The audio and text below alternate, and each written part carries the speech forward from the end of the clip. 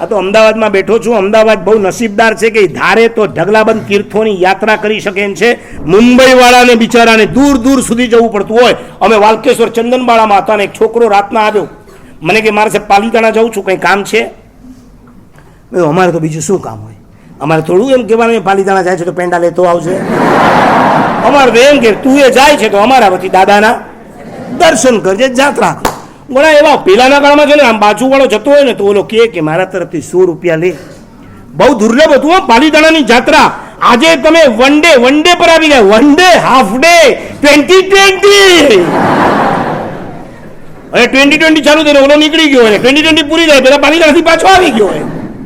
પહેલાના કાળમાં બહુ મુશ્કેલ હતું, આજના જેવી સવલત નથી, ટ્રાન્સપોર્ટેશન નહોતું. એટલે કોઈક બાજુવાળો કહે કે તમે જાઓ છો તો લ્યો મારા તરફથી 100 રૂપિયા અને દાદાને ફૂલ ચડાવજો. અને ઓલો પણ ડિક્લેર કરે. 16 નામના ગ્રંથમાં હરિભદ્ર સુરીશ્વરજી મહારાજે કીધું છે, કોકના રૂપિયા તમે જો ચડાવવાના હોય ને ફૂલ, તો તમારે આમ બધા વચ્ચે આમ ગુલાબનો હાર લઈને આમ ઝૂલતા નહીં નીકળવાનું. તમારે ચડાવતા પહેલા ત્યાં જાહેરમાં બોલવાનું કે મારા પાડોશીએ 100 રૂપિયા આપ્યા હતા, એમાંથી આ હાર બનાવ્યો છે અને એના વતી હું આ દાદાને ચડાવું છું. Credit goes to your neighbour. આ તો મારો બેટો પોતે જ બધું લેતો. હા, શું ભક્તિ કરે, શું ભક્તિ કરે લલ્લુ. આ અનિતિની પૂજા કહેવાય. કોકના રૂપિયાથી ભક્તિ કરો ત્યારે તમારે ડિક્લેર કરવાનું છે. તો આવું એક હતું પહેલાના કાળમાં. માણસ જઈ શકતો નહોતો તો બાજુવાળાને આપતો હતો. એક વખત એવું બન્યું, બાજુવાળાએ 100 રૂપિયા આપ્યા તો બીજાને થયું સાલું ખિસ્સામાં સોતો નથી. હવે કાંઈક તો કેવું પડે કે ના કેવું પડે. એટલે ઓલાએ કીધું ને 100 રૂપિયાના ફૂલ ચડાવજો. આણે કીધું તો એક કામ કર્યું, મારા વતી દાદાને 100 ખમાસણા દઈ દેજો. એટલે ઓલો આ ધંધો કર્યા કરે તારા વતી 100 ખમાસણા દઈ દે છે. બોલતા બોલી દીધું, પણ ઓલાએ કરવાનું છે. અમે ચંદનબાળામાં વાલકેશ્વર અને એક છોકરો કહેવા આવ્યો કે મારે સાહેબ જવું છું કંઈ કામ. મેં કીધું બસ દાદાની જાત્રા કરજો.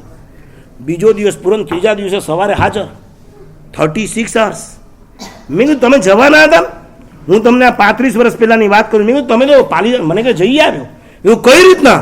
મને કે જુઓ, અહીંથી સીધો ઘરે ગયો, બેગ લીધી, લિફ્ટમાં નીચે ગાડી રેડી હતી, સીધો સાંતાક્રુઝ. ત્યાં પ્લેન રેડી હતું, સીધો ભાવનગર.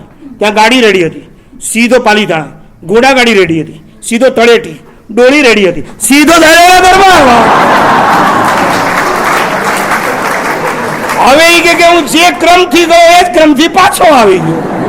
ડોળીમાંથી તળેટીમાંથી ઘોડાગાડીમાંથી પાલીતાણાથી ગાડીમાંથી ભાવનગરથી પ્લેનમાંથી સાંતાક્રુઝમાં ટેક્સીમાંથી ઘરે લિફ્ટમાંથી ઘરે.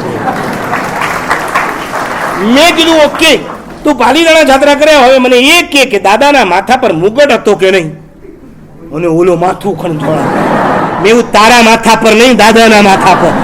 તારા માથા પર હું કામ હાથ ફેરવે? એમ નહીં સાહેબ, યાદ નથી આવતું હતું કે નતું. તું ગયો તો કે તારું પાર્સલ ગયું તું? તમારા કોઈ ઠેકાણા નહીં. 99 કેટલાય કરીશ? આંગળી ઊંચી કરો ઝડપથી.